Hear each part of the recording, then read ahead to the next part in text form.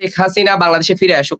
কেননা আমরা কোনোভাবেই উনাকে চাচ্ছি না যে সে অন্য কোনো দেশে থাকুক এবং সে বিচারের বহির্ভূত যে কাজগুলো সে করেছে মানে বিচারের আওতায় সে না এসে সে চলে যাক। এটা আমরাও চাই না। আমরা তাদের সাথে আমরাও একই ওয়াদায় আসলে ওয়াদাবদ্ধ হতে চাই যে আমরা সকলেই ওয়াদাবদ্ধ যে আমরা ইনশাআল্লাহ শেখ হাসিনাকে বাংলাদেশে ফিরিয়ে আনবো। যেখানে এক সিরিয়ালেই মেরে ফেলা হচ্ছে ২০ জন ৩০ জন। সেখানে সর্বমোট মৃত্যুর সংখ্যা ২০০ বা ৩০০ এটা কখনোই না। আমাদের যাত্রাবাড়িতে এরকমও ছিল, মগজ পড়েছিল আমাদের ফ্লাইওভারের উপরে।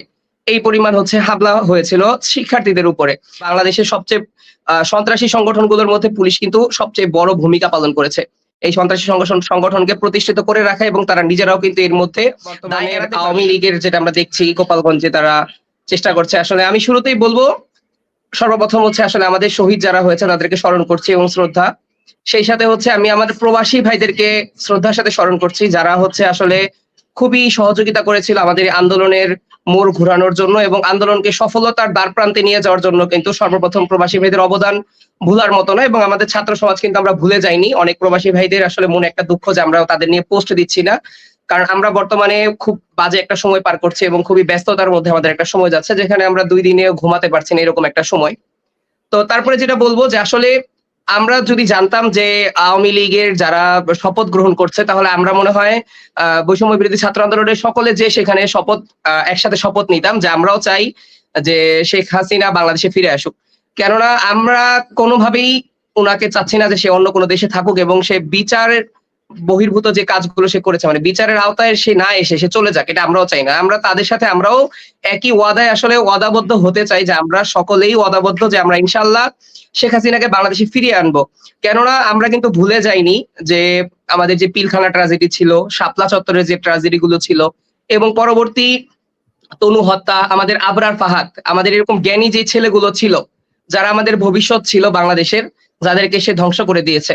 সেছাড়াও এরপরেও যে আমাদের যে বর্তমান আন্দোলন সেটা ছিল ২৪-এ, সেই ২৪-এও কিন্তু সে আমাদের কয়েক হাজার স্টুডেন্ট সম্ভবত সে মেরে ফেলেছে। যেটার একটা সঠিক তথ্য এখন পর্যন্ত আমরা কিন্তু কালেক্ট করতে পারিনি। যেটা আমরা সর্বোচ্চ চেষ্টা করে যাচ্ছি।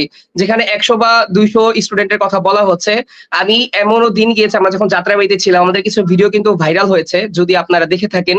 যেখানে এক সিরিয়ালেই মেরে ফেলা হচ্ছে ২০ জন ৩০ জন। সেখানে সর্বমোট মৃত্যুর সংখ্যা ২০০ বা ৩০০ এটা কখনোই না।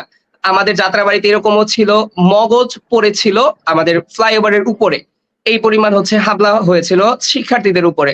তো এটার সঠিক সংখ্যা কিন্তু আমরা এখন পর্যন্ত চেষ্টা করে যাচ্ছি এবং বিভিন্ন মিডিয়া এবং বিভিন্ন সংস্থা চেষ্টা করে যাচ্ছে সঠিক একটা তথ্য উদ্ধারের জন্য। ইনশাআল্লাহ আশা করা যায় যে বাংলাদেশ যদি ঠিকমতো আমরা পরিচালনা করতে পারি হয়তো একটা সঠিক তথ্য উঠে আসবে।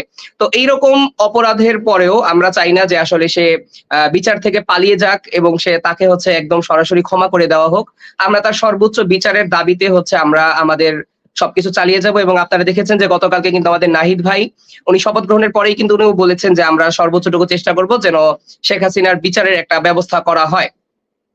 এর পরবর্তী যদি আমরা আসলে আলোচনা করি যে আসলে আমাদের বর্তমান সরকার যেটা গঠিত হলো এবং আমাদের যে চুরি ডাকাতি বা এই জিনিসগুলো নিয়ে যে আলোচনাগুলো হচ্ছে বর্তমান মহলগুলোতে, দেখুন একটা দেশের করাপশন এত পরিমাণ হয়েছে যে একটা দেশের পুলিশ, আইন শৃঙ্খলা রক্ষাকারী বাহিনী তারাও কিন্তু দলীয় লেজুর ভিত্তিতে ছিল, যেই কারণে দল পড়ার সাথে সাথে তারাও পড়ে গিয়েছে। অন্যথায় কিন্তু এরকম বিশৃঙ্খলা তৈরি হওয়ার কথা ছিল না। যদি আমাদের পুলিশরা স্বাধীনভাবে কাজ করতে পারতো এবং স্বাধীন সংগঠন হিসাবে মানবতার সেবায় এবং জনগণের সেবায় যদি তারা নিয়োজিত থাকতো তাহলে মনে হয় না বর্তমান পরিস্থিতি এইরকম পর্যায়ে দাঁড়াতো। আন্দোলনটা ছিল শিক্ষার্থীদের খুবই সাধারণ একটি আন্দোলন এবং যেই আন্দোলন বহুদিনের তীব্র ক্ষোভ ছিল শিক্ষার্থীদের মধ্যে এবং আপনারা জানেন যে এই আন্দোলনের যারা মূল নেতৃত্ব ছিল তারা কিন্তু প্রত্যেকেই হচ্ছে 18-র আন্দোলনকারী এবং 18-র আন্দোলনকারীদের যদি বলি যে আমরা কিন্তু ওই টাইমে আমাদের বয়সটা অনেক কম ছিল, যেই কারণে আমরা কিন্তু ওই সময়ও হতাহতের শিকার হয়েছিলাম এবং আমরা আহত হয়েছিলাম, নিহত হয়েছিলাম। তাদের সেই হেলমেট বাহিনী সেটা কিন্তু 18 সালেই প্রথম হচ্ছে উদ্বোধন হয়, যেটা হচ্ছে হেলমেট নিয়ে তারা আসে এবং আমরা যেটা অবাক হয়ে যাই যে এরা আসলে কারা যারা হচ্ছে হেলমেট নিয়ে হঠাৎ করে আসছে এবং এই 15 থেকে 18 বছর যাদের আমাদের এইজ ছিল আমাদের উপর এরকম নির্মম ভাবে কিভাবে তারা হামলা চালাচ্ছে। তো এই 18 শিক্ষার্থীরাই কিন্তু আমরা পরবর্তীতে যে 24-এ আমরা আবার আন্দোলনে নামি এবং আমরা কিন্তু ওর যেই পিটোয়াল বাহিনী বা সবকিছু এই সম্পর্কগুলোতে কিন্তু আমরা অবগত ছিলাম এবং আমাদের উপরে কোন কোন সময় হামলা হতে পারে বা সবকিছুই আমরা তার তীব্রতা জানতাম এবং যে জন্য কিন্তু আমরা সর্বোচ্চটুকু প্রতিরোধের সর্বোচ্চ চেষ্টা করেছি এবং যতবারই চেয়েছে সে যত রকম তার নাটক থাকে নরমালি যে এইভাবে করে ছাত্রভঙ্গ করে দেওয়া বা ওইভাবে করে ছত্রভঙ্গ করে দেওয়া, আমরা কিন্তু প্রত্যেকটা নাটকেরই সর্বোচ্চটুকু মোকাবেলা করার চেষ্টা করেছি এবং আল্লাহর রহমতে আল্লাহ হচ্ছে আমাদের অশেষ ভাবে রহমত যেটা ছিল আমাদের উপরে যে আমরা প্রত্যেকবারই সফল হয়েছি এবং সর্বশেষ এই স্বৈরাচার থেকে কিন্তু আমরা মুক্ত পেয়েছি। আমরা যেটা দেখেছি যে আসলে বাংলাদেশের বর্তমান পরিস্থিতি এরকম যেটা হচ্ছে কিছুটা বিশৃঙ্খলা তৈরি হয়েছিল সেটা কিন্তু আইন শৃঙ্খলা বাহিনী না থাকার কারণে এবং আইন শৃঙ্খলা বাহিনীকে কিন্তু আমরা ভাগিয়ে দিয়েছি বা এরকম কিন্তু কোনো বিষয় না। বিষয়টা হচ্ছে আইন শৃঙ্খলা বাহিনীর উপরে প্রত্যেক এরিয়ার প্রত্যেকটা মানুষের প্রচুর পরিমাণের ক্ষোভ ছিল। সেই ক্ষোভগুলো কিন্তু মানে শুধুমাত্র স্পেসিফিক্যালি আমাদের উপরে হামলা হয়েছে এজন্য না।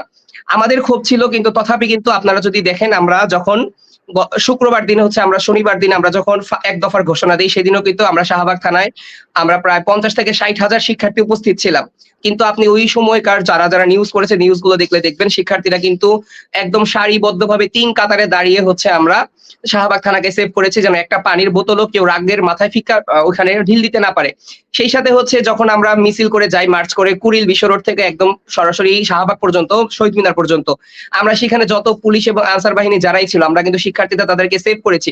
কিন্তু যেই মানুষের যেই এলাকা ভিত্তিক একটা আক্ষেপ ছিল পুলিশের উপরে, একটা কারো ফোন চুরি হয়ে গেছে, একটা ফোনের দাম 10,000 টাকা কিন্তু পুলিশ এটা উদ্ধার করার জন্য 6 থেকে 7,000 টাকা চার্জ নিত। সেকেন্ড হ্যান্ড ফোন যেটা হয়তো বিক্রি করলেও 5,000 টাকা বা 6,000 টাকা বিক্রি করা যাবে না। সেই সাথে যেই কোনো একটা প্রবলেমের জন্য যদি পুলিশের কাছে কোনো মানুষ গিয়েছে সহযোগিতার জন্য সেখানে সহযোগিতার চাইতে বেশি অপদস্থ হতে হয়েছে প্রত্যেকটা মানুষের। এমনকি রিক্সাওয়ালা সেক্টরটাও বাদ যায়নি। প্রত্যেকটা রিক্সাওয়ালার এরকম হয়েছে 20 টাকা থেকে 30 টাকা 10 টাকা পর্যন্ত পুলিশ রিক্সাওয়ালাদের থেকে চাঁদাবাজি করেছে। এবং এটা বলতে কোনো বাধা নেই যে বাংলাদেশের সবচেয়ে সন্ত্রাসী সংগঠনগুলোর মধ্যে পুলিশ কিন্তু সবচেয়ে বড় ভূমিকা পালন করেছে।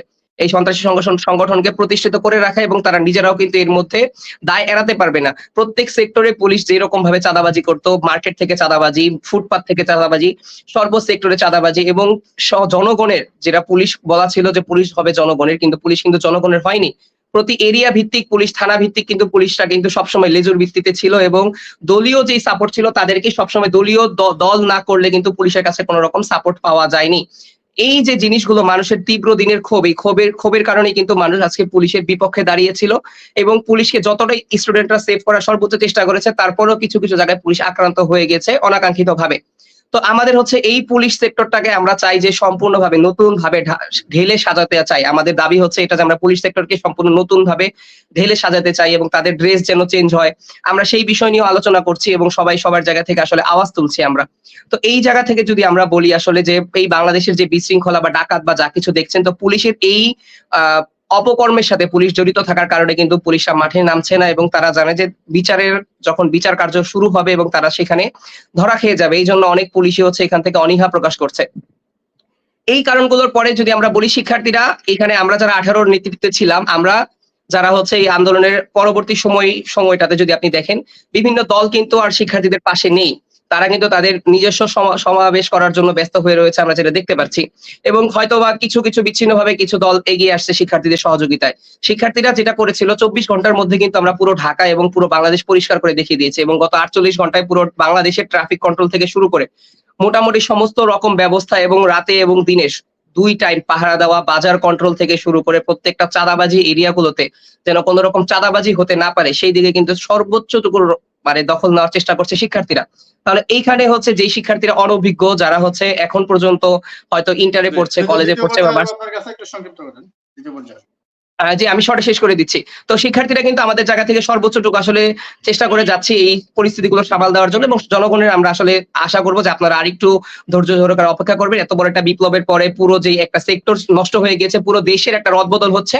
ইনশাআল্লাহ খুব শীঘ্রই হচ্ছে আমাদের যে তত্ত্বাবধায়ক সরকার গঠন হয়েছে এবং আমরা শিক্ষার্থীরা মাঠে আছি। খুব শীঘ্রই ইনশাআল্লাহ একটি শান্তির বাংলাদেশ গঠিত হয়ে যাবে।